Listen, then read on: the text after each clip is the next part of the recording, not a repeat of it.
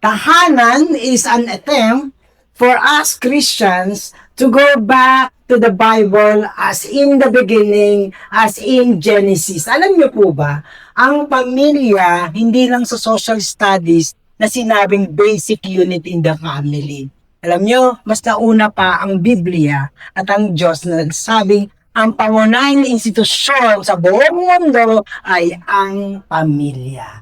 Kaya bilang simbahan at Kristiyano, we're looking and taking time to prioritize your family, you and me as one family. Kasi yun yung biblical. Kaya po itong tahanan ay gaya nga nung sinabi dun sa video, minsan sama-sama bilang pamilya pero hindi nag-uusap o ngayon this time. Bakit hindi kaya tayo lumayong sama-sama at makita po natin giving our family a time to be together at ang focus ng ating togetherness is go back to the basic and to the biblical meaning, nature, and purpose of the family, which is the basic one. Magkakasama. Kaya po, ito pong ating gagawin na tahanan ay yayain mo yung kasama sa video si Lolo at si Lola. So, ibig sabihin, let's go back there. Magsama-sama po tayo. At yan ay far away sa Tagaytay po. Yung natin, if you want to join, yun yung magiging ibibigay sa inyong time. Kasi ikukulong namin kayo, joke lang. Ipagsasama-samahin namin kayo ng 3 days. 26 of November, 27 and 28. Pag hindi ba ma-refresh tayo sa ating relationship as a family, bawal ata gadget doon. I don't know, joke lang. Pero this is really a time to go back to the Bible, to go back to God and to one another and see how God really define what family is. Pero may bonus pa. Alam nyo, makakasama nyo ibang pamilya ng may kawaya. Si Bang Dara, no? Lahat tayo bumabalik kay God, lahat tayo bumabalik sa family, sa Bible, together with other families. May kawayan families. At hindi lang yan, kasama din ang Marilao. At hindi lang yan, kasama din ang Ubando na nagsisimulang i-plant. At hindi lang yan, kasama ang buong Bulacan. 3 days, November 26 to 28 at Tagaytay. Sobrang espesyal ang ginagawang ito at ang ating event na ito. Kaya we are encouraging you as early as now, May. Kasi medyo malayo pa at saka tatagaytay tayo. Alam naman natin, di ba po? Para mapag-ipunan natin lahat. Para magbigay natin ng early Christmas gift ang pamilya natin bago magpasko come November 26, 27, 28. Kaya, we are encouraging you all to prepare for this. Antayin niyo po ang iba pa naming mga detailing announcement tungkol dito. Basta, sama-sama tayo bilang isang pamilya, bilang isang pamilyang simbahan, distrito at buong Bulacan, Christian Churches ng Victory. Are you excited about it? Parang hindi naman. Yes! Antayin niyo po ang aming marami pang iba pang mga announcement. Inagahan lang talaga namin sa that you will be able to prepare for it. Mag-usap-usap na. Mag-meeting kagad pag uwi sa bahay. Magpulong-pulong over dinner. Okay.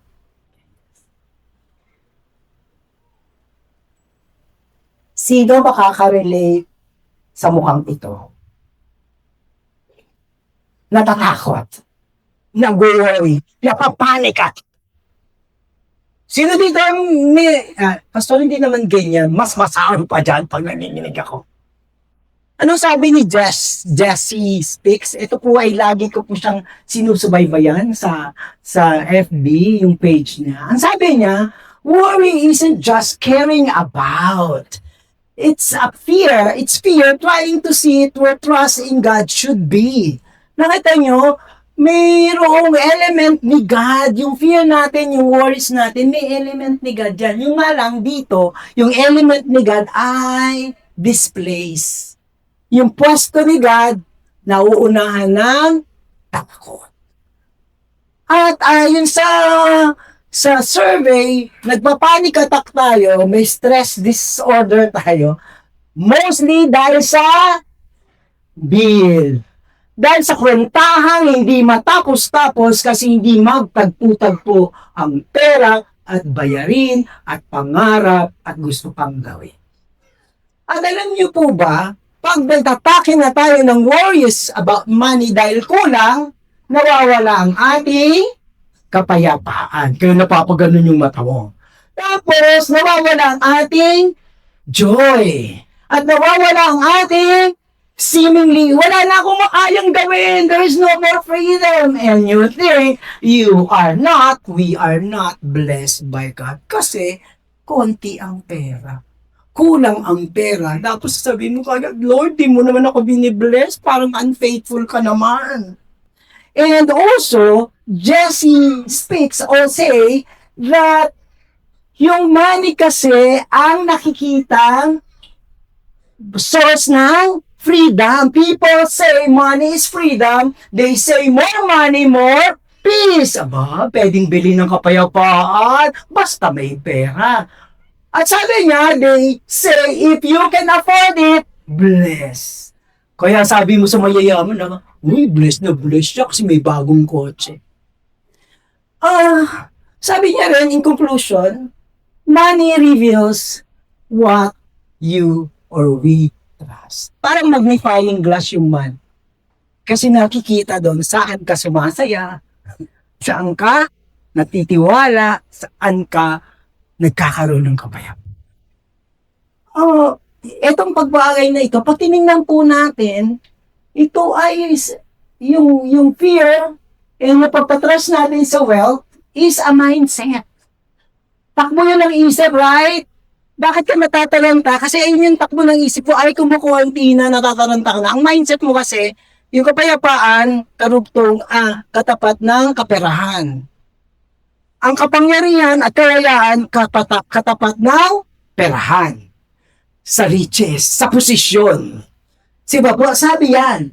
Pero these practices and mindset are unbiblical views of who God is and provision of God. Medyo distorted view. Kaya, this afternoon, we will be looking that the real solution for anxiousness and worries or money and provision is the what? Right knowledge and understanding of God and wealth. Balik natin ulit sa Bible. Parang tahanan lang. We will do the tahanan, Tagaytay para pumunta ulit tayo. Ano ba sinasabi ng Diyos at ang view ng Diyos sa buhay ng pamilya at ngayon kung sino ang Diyos at sa pagpuprovide sa atin. We will be starting our new series, Always Enough. Tingnan nyo, hindi so much enough. Over enough. Anong sabi? Always enough. Kailan tayo magkakaroon ng mindset at practice ng sasabihin mo, always enough, only now na si Ron kanina, diba? I can do all things to Christ who strengthens me. Kaya this will be a 3-week about provision and God, always enough in Christ. Hindi rich in Christ, kundi always enough. Kasi iba't iba ang sitwasyon ng buhay. Minsan not enough, minsan just enough, minsan more than enough para kay Kristo, always enough. By the way, gusto ko lang ipakilala sa inyo yung si Ron kanina. Baka ngayon nyo lang siya narinig. Sa umaga po siya, campus missionary po natin si Ron. Ang ganda ng timbre ng boses, no? Yan po si Ron. Okay, Coach Ron. Sobra akong na-impress kasi tagal kita na hindi nakikita sa pang-alas 10 po siya. Yan, kaya bihira niyong makilala. Kaya kailangan ko i-reintroduce sa inyo si Ron. Okay, let's go to our text. Deuteronomy 8, verses 1 to 6. Please stand up, everyone, and let us read our text that is in page 87 at the lower part of the second column of the same page 87. 87 ulit po. Okay, you say your loudest amen if you are in page 87. Amen. Parang hindi pa sigurado lahat.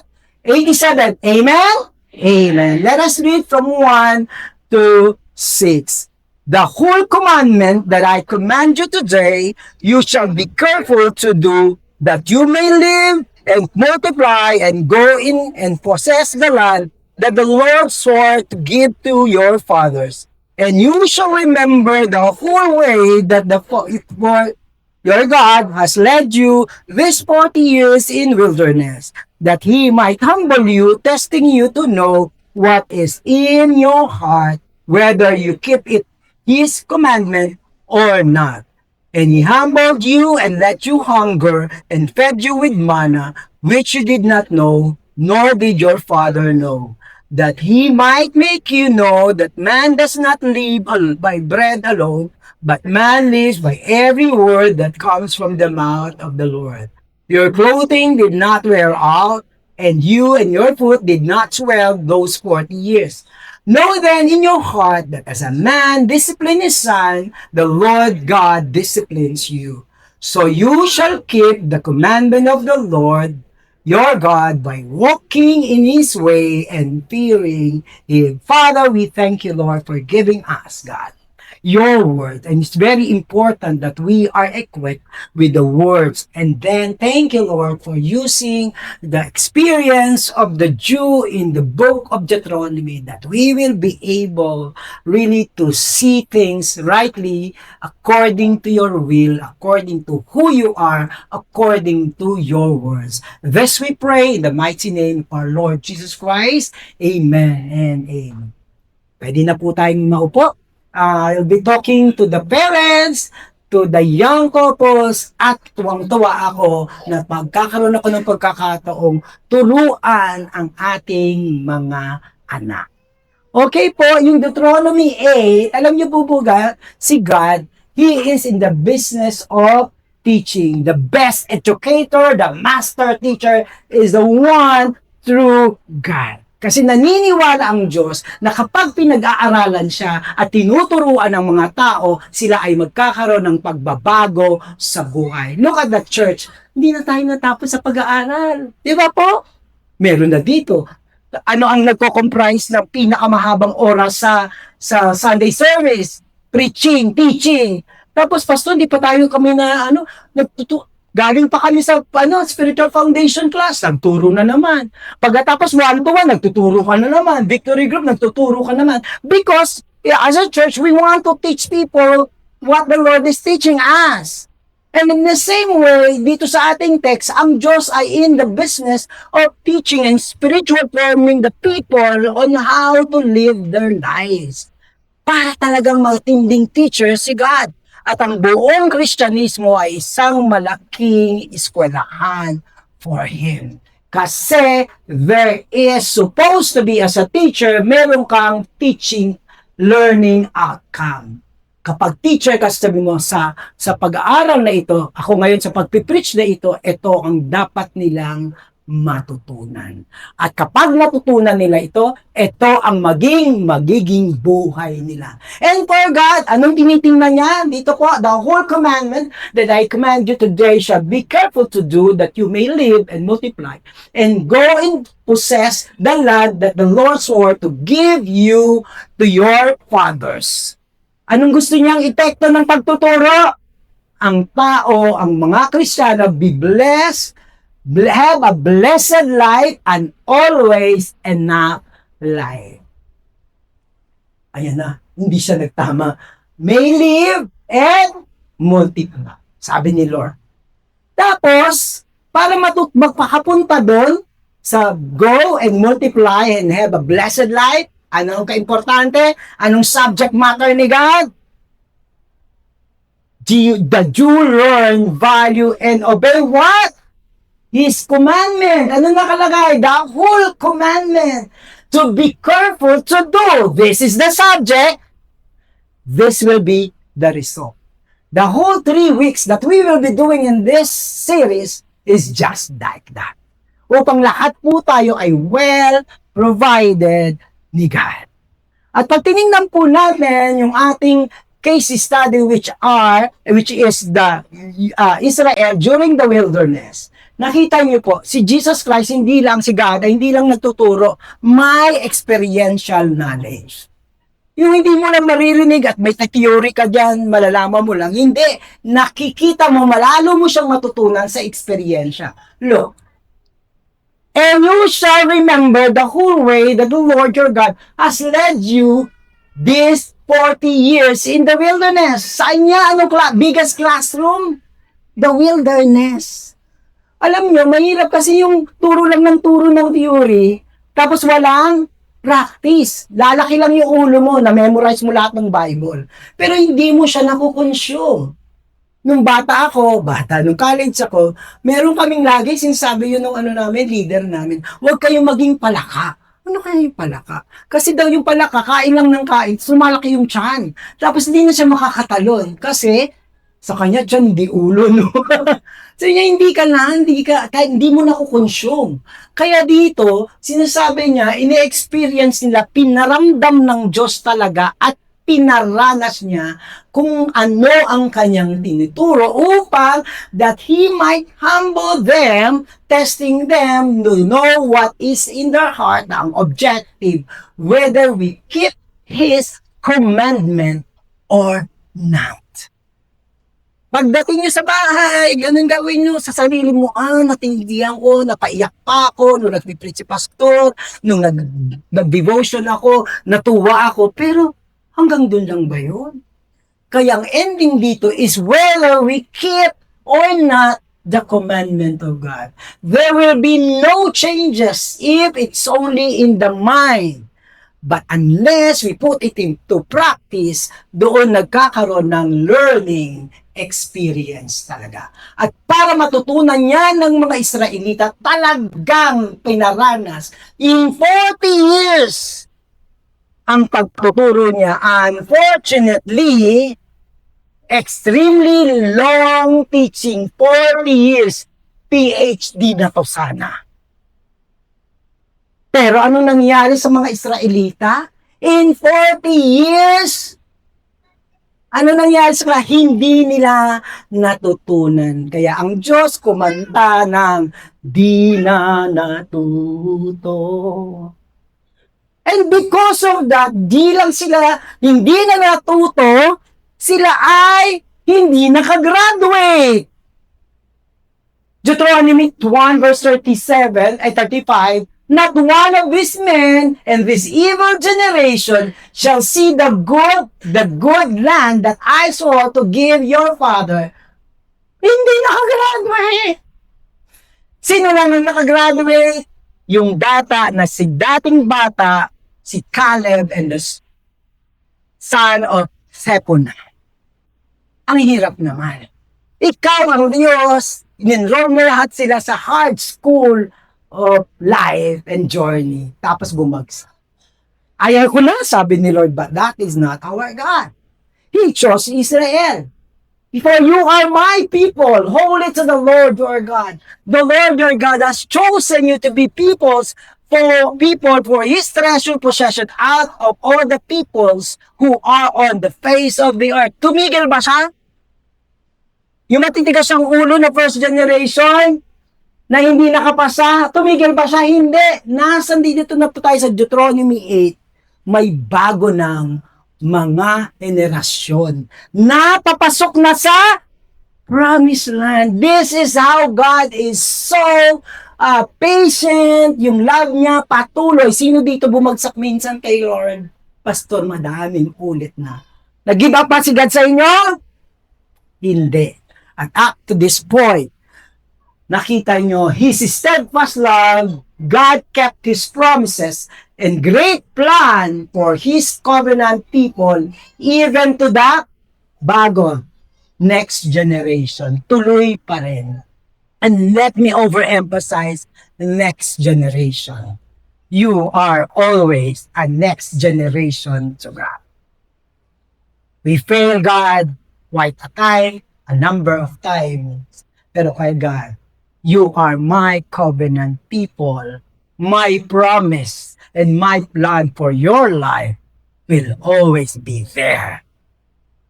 Paulit-ulit. Kaya sabi ko nga ngayon, next generation kami. Sabihin mo nga, turo mo yung sa sarili mo, next generation. Lalo na mga magulang, may mga anak po tayo. Anong ipapasa natin? Di yung pagkakilala kay Kristo. Right? Mga magulang. Di ba po? Mga magulang nag-fail din ba tayo? Yes! Para matutunan nila na wag na nilang maulit yun. Ilapit natin sila sa Diyos, mga anak. Kaya sabi ko kanina, it's an opportunity and honor for me to really talk to you and even to discuss with you the principle and the plan of God. Particularly, the law of God. Let me repeat this. The basic thing for an always enough life is the law of trusting and obeying God. No ifs, no buts.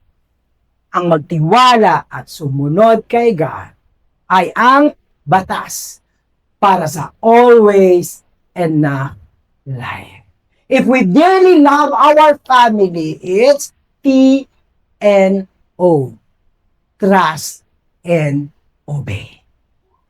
Mga bata, lahat kayo papunta pa lang doon kung gusto nyo ng always enough life, successful life, na kukuha ang planong mabuti, no other law but T-N-O.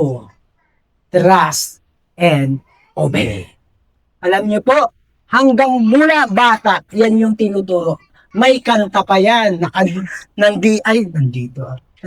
Di na natuto kaninang song number ko. Ngayon naman, trust and obey. Trust and obey, for there's no other way to be happy in Jesus but to trust and obey. As simple as a nursery rhyme, but it is the basic in life, to trust and obey God. Children, young people, young couples, turo nyo ito. Una sa sarili, pangalawa sa inyong mag-anak. Mga magulang, alam na po natin, nung hindi tayo nag-trust and obey, nag-fail ang mga bagay. The law of trusting and obeying God. Bakit ba yung law ay kinakatakutan natin? Ano ba? Ano ba ang ano natin? Experience o kaya mindset ng under the law. Batas. Tingnan nyo, pag tinagalog ko, mas malupit batas, di ba? Ramdam mo pa lang yung term pa lang ng batas, nararamdam, teka, may batas. Di ba? Batas seemingly is so negative to us. Sabi niya, dati nga 10 utos, tapos sinabi mo Christian na by grace, wala nang batas. Hindi ka nagkakamali po kayo doon. Sa Old Testament nyo, dito sa New Testament, wala nang batas. Sa muna ko ngayon. It's still the basic things in Christian life is to trust and obey God. Ayaw natin ng batas. Parang nasisikil ang ating kalayaan. Lalo na sa henerasyon na ngayon. Konti lang nagagalit na sila. The law is I am the law. But what is the law of God? The law of God, because sa puso ng Diyos, ang batas ay patas ng pag-ibig sa tao. The law has been designed by God out of His love, not out of control. Kasi nung naglagay ang Diyos ng batas, it is for our own best and our safety. Sabihin mo yun sa sarili mo, para sa kabutihan ko, para sa kaligtasan ko. Sige nga ng batas, gawin nyo ang lahat ng gusto nyo. Ngayon, tingnan yung mundo. Kung anong gusto niya, kaya nga nagmi-missile sila, yun yung gusto nila. They do not care about others. They want their law. Pero si God, anong sabi niya? It is for your best and for your safety. Look at the link between God's law and obedience or the good life. May link yan. Batas ng Diyos, mabuting buhay. Alisin mo ang batas ng Diyos, anong nangyayari sa buhay natin. And going back in this Deuteronomy 7, tingnan niyo po yung overemphasis ni God. And because you listen to this rule and keep and do it, nakita niyo, and because necessity po talaga ang trusting and obeying sa law niya, kasi this trusting and obeying and the law means the covenant relationship with God. Alam nga namang meron kang Diyos pero wala siyang pangunguna at pag-iingat sa iyo through His laws. Kaya ang tawag dito ay usapan, kasunduan. Kaya pag may kasunduan, pinakikinggan at kinikip at ginagawa. Sige nga mag-asawa, wala tayong basta baalan na tayo. Nakita niyo ba yung bahay na kanya-kanyang buhay? Pero ang tawag mo, tahanan? Sa loob ng bahay, may kasunduan. It is not to control everyone, mga anak. It is not for control. It is not to suppress your freedom. The same goes with tatay and nanay.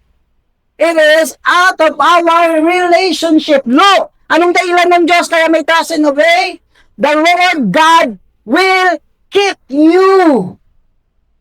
It is for our security. Mga anak, seguridad ng Diyos. Ang batas ng Diyos. The covenant and the steadfast love that He swore to your father, it is God's commitment to love us.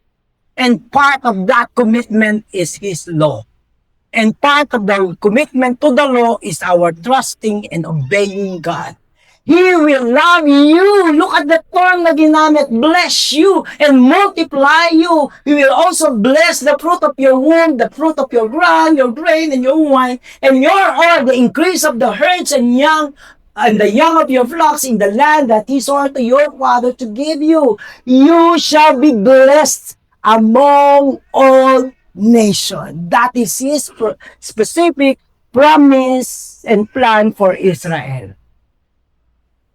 And now you're hearing that God is all too willing and able to be called ka na blessed. Hindi ko sinasabing happy people kasi maraming paraan ng happiness. Ang sabi ko, blessed people. Ang sabi ng Diyos, you become now the blessed people. Either you are so rich, medyo rich, gitna lang, minsan kapos pa, but ang iba ang tinatawag na blessedness or blessed people. The good and the better life is always, ano ang pinaka-defining factor ng blessed life? Life with and in God, in blessedness, and in again, godliness or trusting and obeying God. Nagde-deconstruct ako ng blessed, successful life, well-off life. Kasi kapag hindi natin ito na-deconstruct, yung pa rin tayo, kung anong takbo ng mundo ng blessed life, successful life, pag yung pa rin yung hinahabol natin, ang layo mo sa blessed life, na sinasabi dito ng Diyos, you shall be blessed above all. Alam niyo po ba, ang Deuteronomy is the second giving of the law. Sa Genesis, lalo na sa Exodus, binigay at Leviticus, at Numbers, yung Pentateuch, lahat yan, ang daming paulit-ulit ng law of God. Pagdating sa Deuteronomy, yung lahat ng inuna ko, lalo na yung Exodus, Numbers, and Leviticus, nandoon pa sila sa wilderness. Ngayon, papasok na sila sa promised land, doon na yung pinangako ng Diyos, inulit niya ang kanyang mga law. That is how important that He is always declaring to the Jew or the Hebrew, and repeatedly warning them against disobedience. I give you just two of it. Be careful to do. Take care lest your heart be deceived. Paulit-ulit kasi aminin natin, pagkatapos ng linggo, Lunes, pagdating ng Merkules, nakakalimutan na natin, aminin natin we are prone to wander. Ako nagsasabi diyan din sa sarili ko, uy, huwag kang masyadong mayabang, pwede kang lumihis. Kaya paulit-ulit. Now, it is not only for the Jew, it is the law of God is written in the pages of the Bible. At inuulit natin ngayon. When we are talking about the law of God, we are talking about the heart of the law is the law of the heart. Ano ba talaga yung pagsunod? Ang pagsunod ay galing sa puso. Song number 3, magmula sa puso. Meron bang gano'n? Wala, invento ko lang. Trusting and obeying God is a matter of the heart and our will or decision. Maybe this time, maybe mamaya, realized, Lord, am I willing? Sabi nga dito, ano sabi? You shall love the Lord your God with all your heart, with all your soul, with all your might, and these words that I command you today shall be in your heart. This is a point of decision. This is all about the heart to God. Kasi pag tinignan mo yung mga specification ng law, baka malulula ka. Pero lahat ito, ng pagsunod sa batas nito, manggagaling sa puso. And we are calling this the devotion to God. Devotion to God established by what? The knowledge of Him, on which makikilala muna natin si God. Kaya paulit-ulit na sinasabi kung sino si God. Kaya dun sa wilderness, paulit-ulit na si God ay nagpapakilala sa kanila para makilala nila si God. At kapag nakikilala natin si God, mabubuo dito ang ating pananampalataya. At ang ating pananampalataya ay makikita kapag tayo ay nag-obey. 1 plus 1 plus 1. Kaya meron tayong maraming teaching. O baliktarin ko ulit. Merong Sunday service, may victory group, meron pa kayong devotion sa sarili nyo. Diba, meron pang Spiritual Foundation 1, Making Disciples, Spiritual Foundation class, at saka Leadership 113. Hindi na kayo natapos. Bakit ganyan yung church nyo? Because this is God's call for our life. Paulit-ulit. Because you want to know God.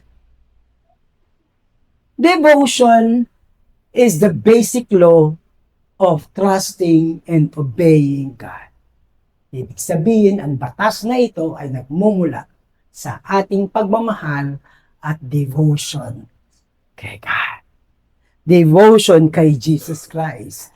Our devotion to Christ or love to God defines the character and commitment of our obedience and trust in God. Pag sinukat mo, ikaw hindi susukatin mo sa iba, judgment yun, judger ka doon. We're not talking about that, we're talking about ourselves. Do I really have my devotion to God? Kasi kung mayroon, it will define your commitment, our commitment. Makikita to, ayoko lang sa church attendance mo tinitingnan. Kasi pag hindi mo naman sinusunod si God, anong devotion meron? Anong commitment meron? Commitment in following God and faith in God are all encompassed, nakalagay yan, nakabalot siya sa pagmamahal, sa devotion kay God. So ano yung sinisiruin natin dito? Love of God. Paano natin malalaman yung love of God? Knowledge of God. Natutuwa po ako talagang, pati bata na nakitingin, nakikinig, inaaral, upang makilala si God. Paano mo mamahalin ng Diyos at pagkakatiwala na hindi mo kilala? Diba? Kaya alam niyo po, tuwang-tuwa ako sa binigay sa akin ng Diyos na calling. Teacher po talaga ako. Kaya nung binibigay sa akin yun, and I'm doing the teaching ministry, I thank God. Kasi the way, pag tinuro mo, passion, with all passion, and para kay God, the people know, nakikilala si God, lumalapit sila kay God, nagko-commit sila God, oh, alis ka na Rhea, sila na at si God. Diba po? Imaginein mo, ilalapit mo yung tao kay Kristo. At magkakaroon siya ng devotion kay God. Tsaga-tsaga lang sa ating mga anak. Tsaga-tsaga lang sa bawat isa. Again, last Sunday, ito din yung ginawa. Devotion to Jesus. Jesus, period. Huwag natin kalimutan to. Sabi ko, Lord, uulitin ko Jesus. Our love to God. Tingnan natin yung Exodus experience nila. Di ba? Umalis sila sa Egypt, nakaalis sila sa slavery. Tumawid sa Red Sea, at napunta sila sa wilderness. All these things were designed that their knowledge and experience of the goodness and greatness of God, makilala, maranasan ang kapangyarihan at kabutihan ng Diyos. I don't want to call this our wilderness journey. Our life is a whole journey of knowing who God is. And in this particular period of our lives, if we are aware, we can know who God is in our so many, when we are amply supplied, medyo-medyo lang, o minsan wala. Makikilala natin ang character ni God. Anong sabi ni God sa Israel nung lumabas sila sa Egypt? You shall know that I am the Lord your God. This is our journey to know who God is. Sana gano'n. Dati hindi ka naman magaling sa ML. Pabuhat ka ng pabuhat. Pero sumunod, binubuhat mo sa bakit? Inaral mo eh. You become so expert with the game. Lahat na ata ng mga bagong K-pop, kinilala mo. Ang hirap-hirap, hanggang ngayon hirap na hirap ako sa pangalan ng karakter. Kasi hindi sila Juan, hindi sila Wilson, hindi ganon. Sila ay ayoko, kasi baka maano ko, no? Basta Pukyen, ganon sa mga iba-iba talaga. Ang hirap. Pero ikaw, memorize mo. Inaral. Anong tawag doon? Devotion. Yun nga lang, ML ang devotion. Yun nga lang, Netflix ang devotion. Yun nga lang, sila idol ang devotion. Ang worst ang devotion, alak, sugal. These are all the same. It's devotion, taking time to know better. But thank God that you will know Him. God is revealing His power, character, and covenant faithfulness through deliverance and provision. Doon naman hirap na hirap sila, pero si God ay naroon.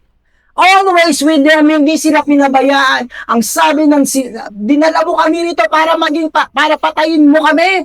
Sabing ganun. Pinatay pa sila doon ng Lord. Tinawid sila 40 years, walang bayad ng renta.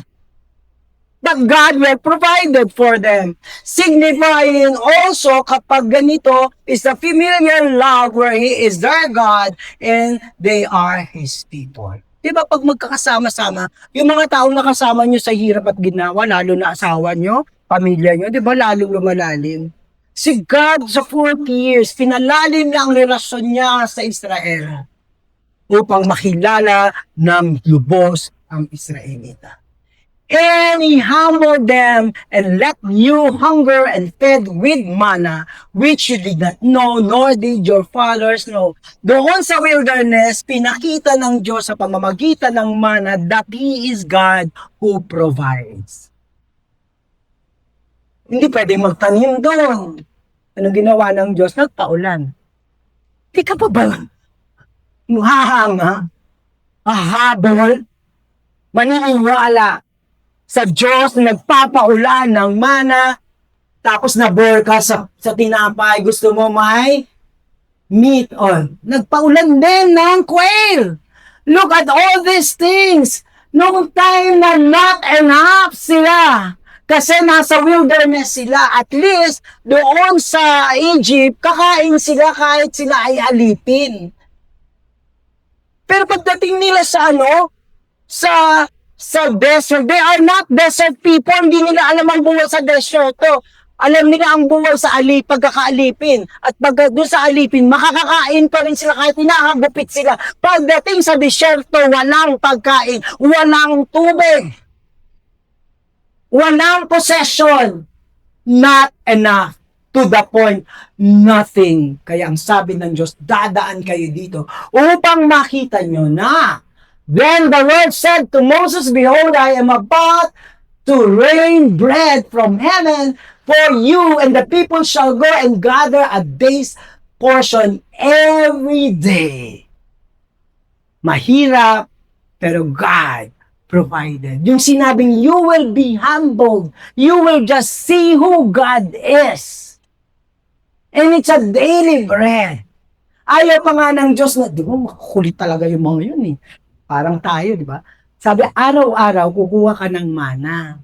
Huwag mong sosobrahan para bukas. Hindi, alam niyo ba yung parang higpit naman ni Lord? Hindi! Tinuturuan nga sila, give us our... Anong prayer natin? 10 years, Lord. Kaya kapag naubos, yung binigay sa'yo na for 10 years, kasi kung ano-ano binili mo, tsaka kasi ang Lord mo, nakita niyo po, meron tayong object lesson ngayon of how God provides daily bread, the daily manna. Grabe ang talino ng God, no? Bilang teacher, bilang principal, bilang may-ari ng universidad, tinuruan at merong experience, the manna. The basic and fundamental, foundational experience of God's provision is through the manna. Dahil dito madidevelop ang kanilang faith, their hunger proved that they could not survive without God. Ang tendency kasi natin, gusto natin madami at sapat para hindi na tayo aasa sa Diyos. Kasi maraming Diyos-Diyosan dito na pwede nating asahan. But that is not the blessed life. But that is not a safety life.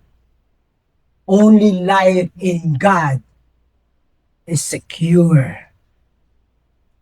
Kaya daily bread, their hunger proved that they could not survive without God, and the miracle, grabe yung miracle of manna, and other signs show that God was well able to meet their daily needs. Marami din tayong pagkakataon sa buhay natin, hindi lang not enough, kung hindi wala talaga. Naalala mo ba? Parang si Charles. Naalala mo ba yung wala? Hindi lang pera. Di ba may time ng buhay natin? Nakala mo bukas wala nang bukas. Pinipilit mong kumanta ng katulad kay Sharon ko na musical play ata ako ngayon. Tuluyang bukas. Pinipilit natin yun. Akala mo nung time na yun, wala na talaga. But I tell you, the daily manna is a proof that God is always, kahit sa experience natin, kanina nung kumakanta kayo, yung sumisigaw kayo dun sa, kailangan, hangin, grabe yung ramdam nyo, no? Pero parang kayo may pinag-uhugutan. Ikaw lang ang tanging kailangan buwan, ganyan, ano ba yung buwan, araw, ihip ng hangin, ginugot niya yan sa nakaraan na ang Diyos ay naging tapat sa ating lahat. You are not sitting there, I am standing here, all because of God's faithfulness. Di ba po? Bunga ito ng probisyon ng Diyos. All aspect of provision to God, ni God.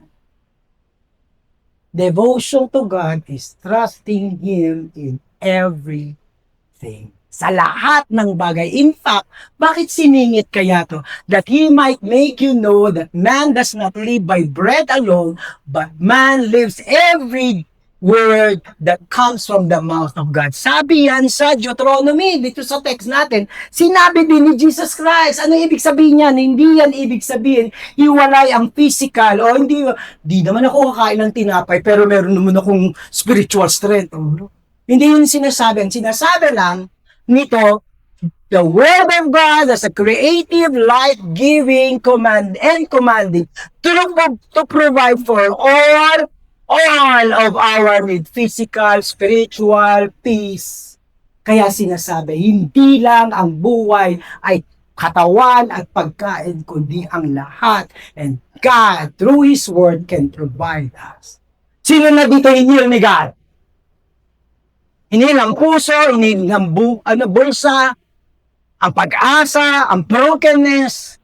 Kaya sinabi, man shall not live by bread alone, but by every word that coming out from the mouth of God. God is providing for all of our need in full trust in God ang ating kailangan.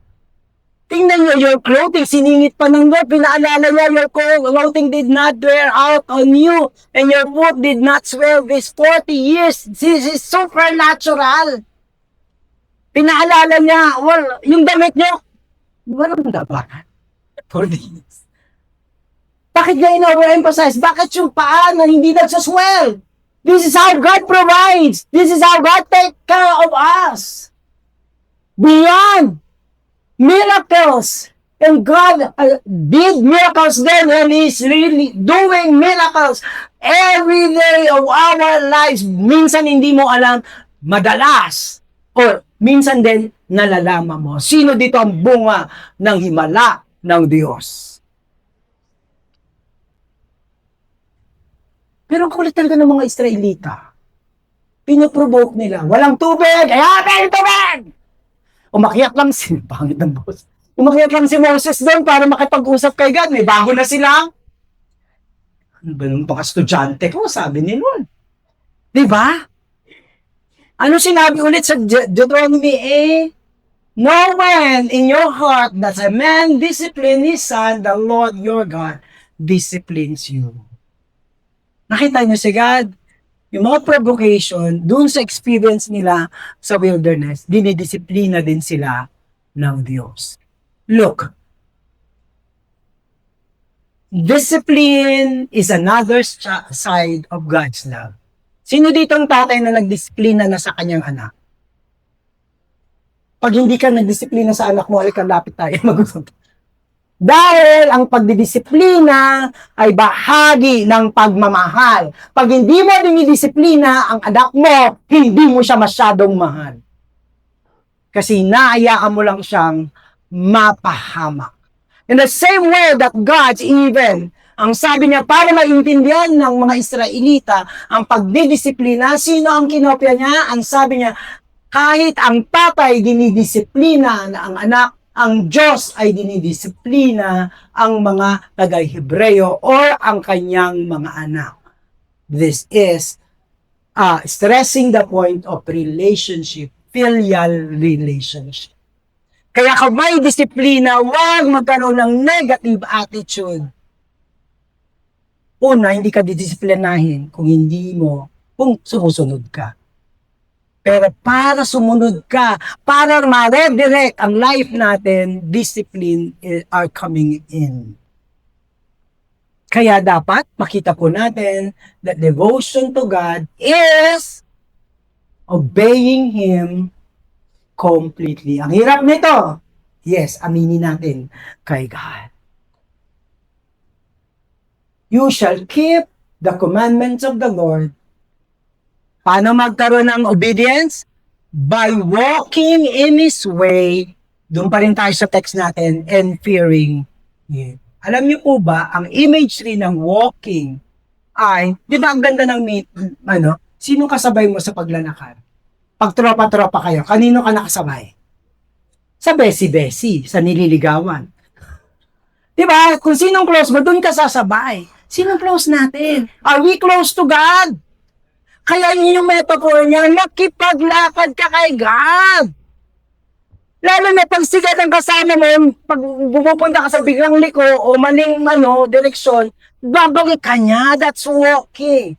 The metaphor of pursuing the course of life in devotion to God.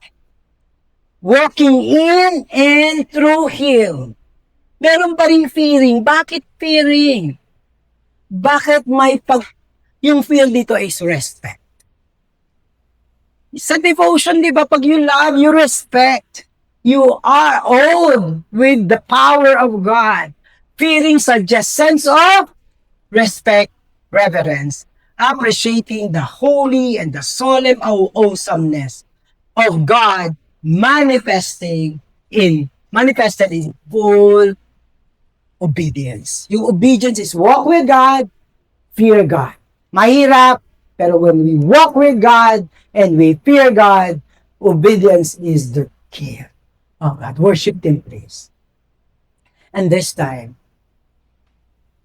we are landing our first week with our commitment to walk with God. With our commitment to revere and respect God. Pero saan ko kayo bubuhatin para pumunta doon? Is God and now. I want you to go back to the time na ang hirap, walang-wala, wala ng pag-asa, pero ang Diyos ay naroon. Para makita natin, katulad ng sinabi ng Diyos sa mga Israelita, remember the wilderness experience. This afternoon, remember how God never leave you. He did not forsake you. Remember the faithfulness of God in times most difficult. Also, remember that even when you fall, even when we disobey God, hindi ka iniwan, hindi tayo pinabayaan ng Diyos. And we come in a commitment, Lord, always and now. Ikaw lang talaga ang tanging kanya. Let us go to that point of our decision and commitment. Wala nang iba maliban kay Kristo. Bow your heads. Lord, your plan is a blessed life for me and for my family. Hindi ka nagplano ng kapahamakan. Hindi ka nagplano ng ikakasakit namin. Lord, salamat. Salamat hindi mo kami iniiwan sa kabila ng aming pagkukulang. Gaya ng sinabi mo sa Israelita, it's your steadfast love that keeps us really still in you. It is your grace. It is your love only, God. And Lord, thank you for forgiving us. Thank you, we can go back to zero and start all over again. Thank you for the opportunity to rededicate my life and my family to you this Sunday. And Lord, ito po ang aming panalangin. Ikaw lang. Uulit-ulitin namin sa sarili namin at sa harapan mo na tanging ikaw lang ang aming kailangan. To end this prayer, let us sing the song, Tanging Kailangan, as we further express our faith and surrender and obedience to God. Let us all stand and let us sing this prayer song.